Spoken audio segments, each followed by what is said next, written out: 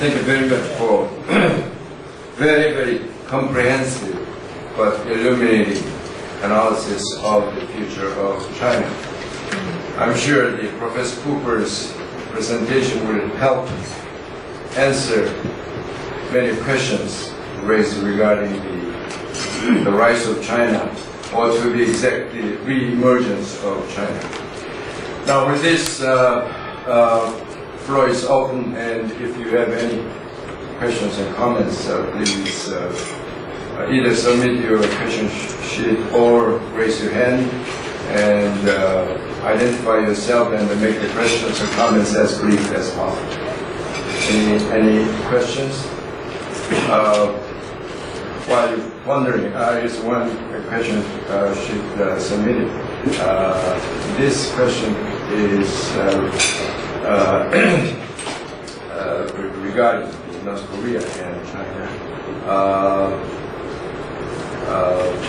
Is concerned with the possibility of China and North Korea absorbed into China through China's political and economic influence, and what Korea should do about this possibility.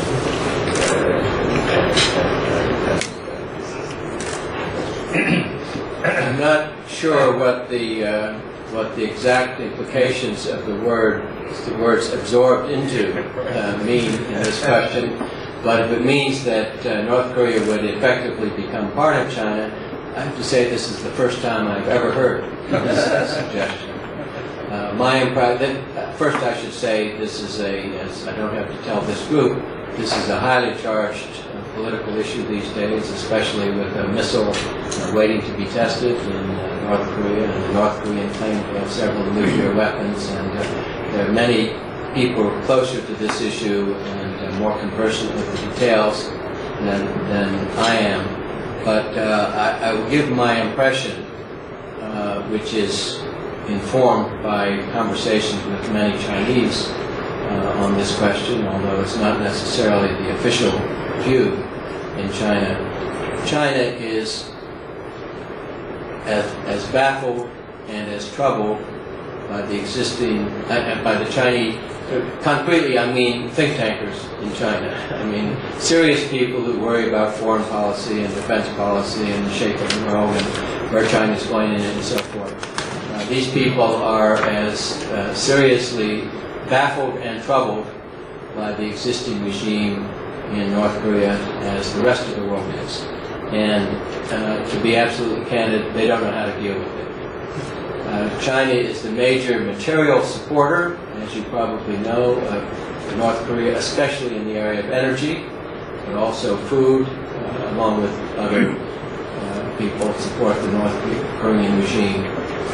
The basic Chinese view, now this is me interpreting what I've heard in China, the basic Chinese view is to preserve the status quo ante, that is the pre-nuclear North Korea, not because they like it, but because they dislike all of the alternatives even more.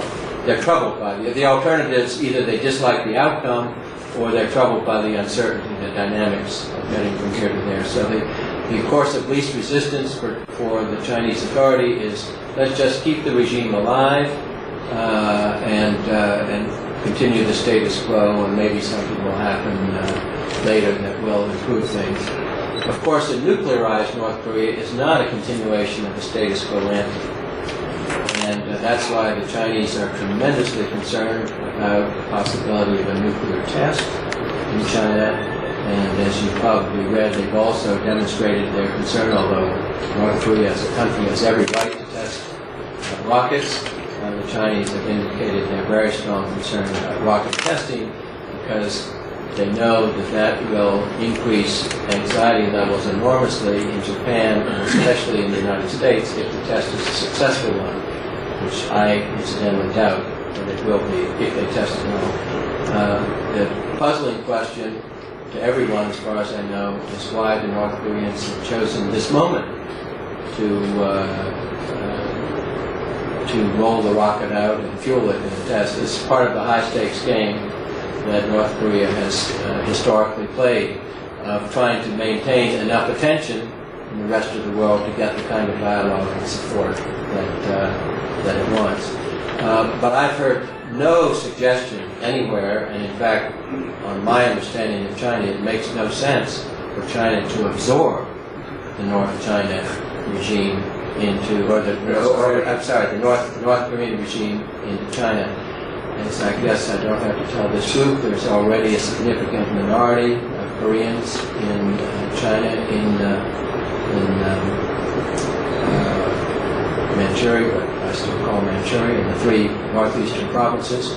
And China is actually uncomfortable with minorities. They have an official status with minority, but they think of themselves, the Han think of themselves as a cohesive, homogeneous, culturally homogeneous, not linguistically, group. And the last thing they want is another 20 million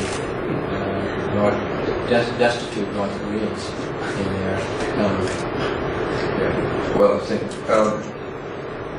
think that Professor Cooper's answer is really consistent with what he presented. That is the rise of China will be peaceful, and it wants to keep status quo. So I suppose the North Korean situation can be put in that context as well. So it is consistent with what Professor Cooper is saying. Now, another question here submitted is regarding Taiwan. And there are all kinds of things that are happening today in China, the Taiwanese political arena. So what is in your view, likelihood Taiwan remain independent? I suppose it has to do with the Chinese and do you see any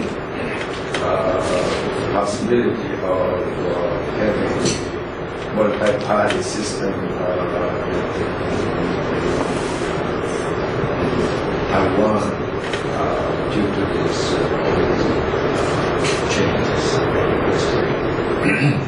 Well, again, I think the view in Beijing strongly prefers the status quo in Taiwan. Of course, their ultimate goal is a universally recognized one China. The formula that they've used for Hong Kong and Macau they've said is applicable to Taiwan, one China, 3 or 4 systems. That's okay as long as the sovereignty of China is recognized, including by the Taiwanese themselves. I think they recognize that that is not on in the short run, and therefore their strategic objective is to grow the economy, increase prosperity, and wait for time to solve this problem.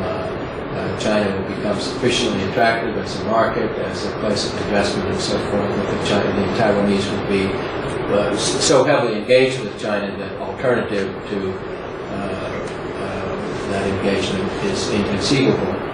They see the current president of Taiwan and his predecessor as loose cannons, and we're not fond of either of them. They worry that the evolving raucous democracy in Taiwan will result in an overt move toward independence, which they would regard as extremely provocative. This is a sufficiently emotional issue in China and throughout China that I think the government would be required to act by public opinion, but it does not want to have to act because it knows that acting in an aggressive way, particularly in a military way, would jeopardize its objectives of growing the economy in the next couple of decades. So again, strong preference for the status quo, an interest that's shared with the United States in this regard, in both countries, including President Bush, who initially sent some very pro-Taiwan signals, has now backed off into the more traditional for the last 30 years, diplomatic stance of the United States, which is anything you guys on Taiwan and in Beijing can work out between you is okay with us, as long as it doesn't involve military force. Bush, as you probably know, publicly leaned very hard on Taiwan not to change the Constitution recently in the direction of independence, even though the existing Constitution, the Constitution of the Republic of China, is actually quite anomalous for Taiwan today. So again, China, in this sense, is a conservative power. Wants to maintain the status quo. In the last 2 decades, particularly since the mid-90s, has pursued a policy of intimidation of Taiwan, with the location of now must be 600 missiles just across the straits, medium-range missiles aimed at Taiwan. I think there's recognition, at least among the think tankers again, that intimidation will not accomplish their ultimate objective, which is unification with Taiwan. And so the new team has gone on a charm offensive, as they have indeed done in Southeast Asia and Latin America and Africa. And the charm offensive has taken the form of courting the leadership of the KMT, the opposition party in Taiwan, trying to isolate politically the current president and the Democratic Party. It remains to be seen whether it works, but at least it seems to me that that is a more promising strategy than just adding more missile bases across the straits. Okay. There's a number of question sheets submitted here. First one has to do with the global imbalance, and particularly U.S. visiting China. In that context, this question is about what's your comment on the much discussed current imbalance between China and the U.S. and China's financing U.S. the deficit. What is likely to be the impact on China and U.S. relations on the world economy? By the way, the Professor Cooper has a contrarian view on this particular issue, particularly global imbalances. I'm sure you'll be glad to answer this question. And so this is a question regarding this. I suppose it has to do with the exchange rate issue as well. And the other one is more technical one, which is regarding China's non-performing loan issue. We all know that the Chinese banks have very high non-performing loans, and so since we had the financial crisis, this question is that whether or not China may have the crisis like the one we had in the late 90s, and I suppose it's concerned with this, I suppose. So to prevent that, what can be done in the Chinese government? I think that's what he's interested in. Another thing which is related to this is not related, but it's another aspect of Chinese economy is that we all know that during the last 20 years, China relied so heavily on the foreign capital and the foreign corporations working in China. In terms of value added, about 30% originated from foreign investment and foreign firms, and more than 60% of the trade has to do with the foreign firms. So the question is so-called Latin Americanization. Some Chinese are concerned with what they call multinationalization. And do you see your assumption of 7.2% based on the similar kind of reporting was contribution? And this is let me just answer this one first. And since we don't have much time, and actually Professor Cooper has to go to the institute after this, so we have to end in 10 minutes time. So just first, please have response to this question. Well, let me take them, if I may, in reverse order. As you know, China has pursued a very different development strategy from either Japan or Korea at their corresponding stage of development. China's core, and that is an open invitation, not uncontrolled, but an open invitation to foreign firms to invest in China, initially for export in the special economic zones. By initially, I mean back in the early 1980s, and then gradually over the years, the Chinese have extended both the special export zone privileges and encouraged foreign investment for sale also in the Chinese domestic market. If it wasn't evident 20 years ago, it is certainly evident by now that China does not need capital. The main reason for inviting this foreign investment is not a shortage of capital. In fact, Chinese savings are extraordinarily high. Rather, it is the access to technology, the access to marketing channels, marketing know-how, marketing channels, and the access to modern management techniques that are the incentive, I think, for foreign investment in China. And one has to say that it's been smashingly successful. As has been mentioned in the question, about 60% of Chinese exports are what the Chinese call foreign invested firms, either foreign firms or joint ventures with foreign firms. And so that's the quality control, the management technique, the marketing channels have worked very, very well. Will this continue?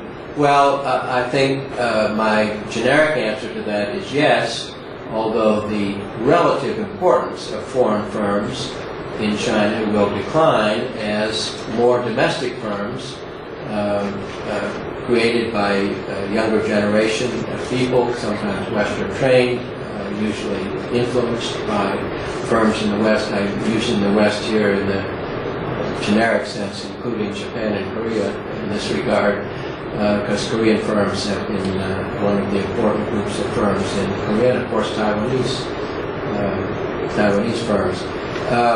I think their relative importance will decline as more and more private firms Chinese firms become successful in China, and as the state enterprises get sorted out better. I mean, there will be some very, very successful state enterprises. There already are a few. There will be more. Some will drop by the wayside. So I expect that the role of foreign firms in China will continue. I think it has been a success story from a Chinese point of view, and I don't see them stopping it, even though the relative importance of foreign firms may decline over time. With respect to Chinese non-performing loans in the banking system, they are now officially, I think, down to 8% of assets. That's a big drop.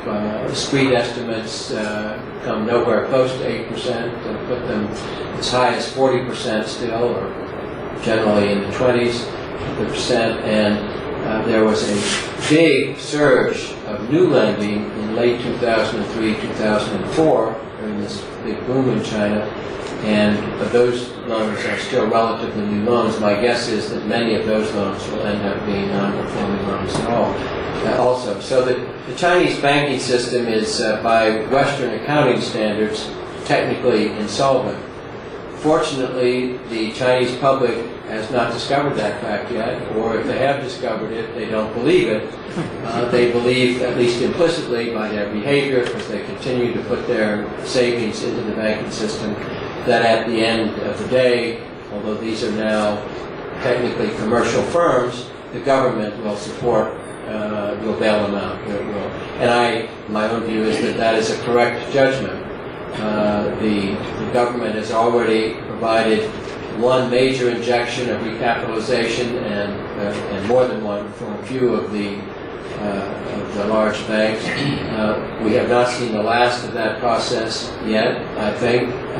Fortunately, the Chinese fiscal situation is a relatively sound one, and so they have fiscal scope for making periodic injections of capital into the banking system. The real problem is to change the behavior of the banks so that the banks actually make genuine commercial lending decisions. We had this, for China, extraordinary statement of the new chairman. This was about a year ago. Public statement by the new chairman, I think it was China Construction Bank, I'm not sure anyway, one of the big Chinese banks, saying the loan committee in this bank is the bank's Communist Party committee. He said that's completely unacceptable. It's not acceptable to have the party committee in the bank be the loan committee. They need to learn how to make commercial loans, and that involves a change in attitude, a change in their relationship with local governments, and training of a cadre of lending officers who actually know how to make commercial loans. This is a big challenge. The specialists in the Chinese government and the People's Bank of China understand what's required, as so often in China, as indeed in many countries. Everything is in implementation, in execution. And I think that this problem is probably deeper than the Chinese themselves want to acknowledge, in that it's closely related to the authority structure within the Chinese Communist Party. I'm not talking about the top leadership now, but the middle ranks and the interactions between major commercial, so-called commercial firms, including the banks and local officials, all of whom are members of the Communist Party, and some of whom, no doubt, sit on the promotion committees of others in the Communist Party. I think this is a more serious issue for the future viability of the Chinese economy than any Chinese that I've talked to have been willing to acknowledge up till now. The final topic is U.S.-China imbalances. Let me just first say I don't focus on bilateral imbalances at all. We've spent 50 years building a multilateral trading system, and bilateral imbalances are all over the place in the multilateral system and are of no consequence. Myself, my Australian friends like to remind me that while China has a huge surplus with the U.S., Australia has a big surplus with China, and Australia runs a deficit with the U.S. That's exactly the kind of trilateral trade one would expect in a multilateral trading system. So I focus on the overall imbalances, and as Dr. Sarkong has suggested, I have a somewhat unconventional view of the current, admittedly novel and striking pattern of global imbalances in which China is actually only a bit player. It is a player, but it's only a bit player. And my view, in a nutshell, we don't have time. I've written a whole paper on it, which you can make available to called Understanding Global Imbalances. But the gist of it is that the pattern of imbalances that we observe today are a natural consequence of what we call globalization in financial markets, on the one hand, and the demographic developments, which I've already alluded to, in Europe and Japan in particular, but also coming down the road in China on the other hand, that countries with rapidly aging societies should be running excess savings, and they are. Japan has the largest single national surplus in the world.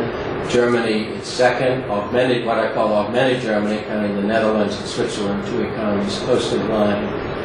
The German economy has a very big surplus. The OPEC countries, of course, these days have surpluses. That's a function of oil prices. And China comes in a poor third or fourth in that list of countries with imbalances in absolute size. This is the counterpart of the U.S. deficit. I think that given the demographics and notional globalized economy, it's very natural for Asian societies to want to put first put a lot of their savings abroad, because rates of return domestically in Japan and Germany are relatively low, real returns to capital.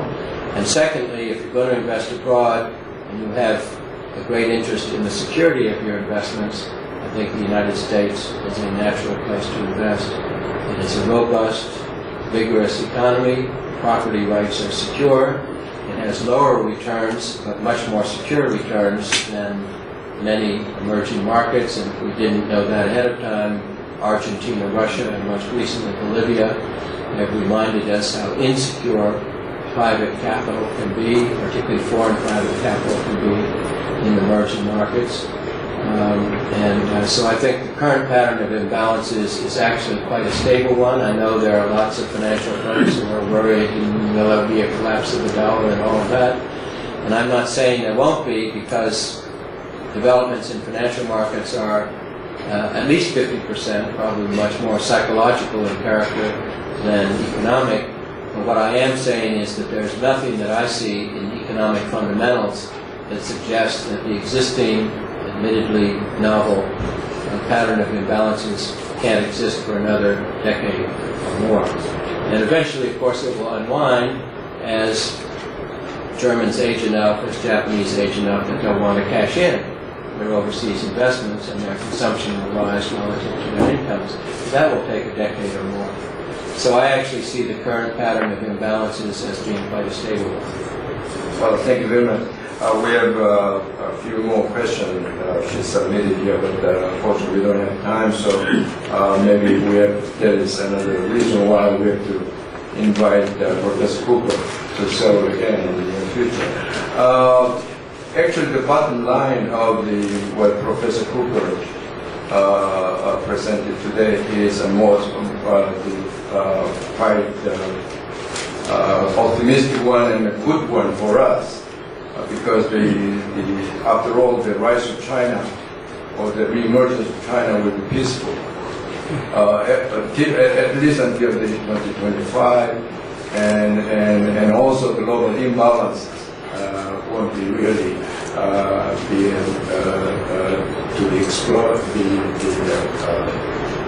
to have explosion for the global economy, and at least it's in this stage, which I really personally share also his views. And so what does this mean to all of Koreans, to us?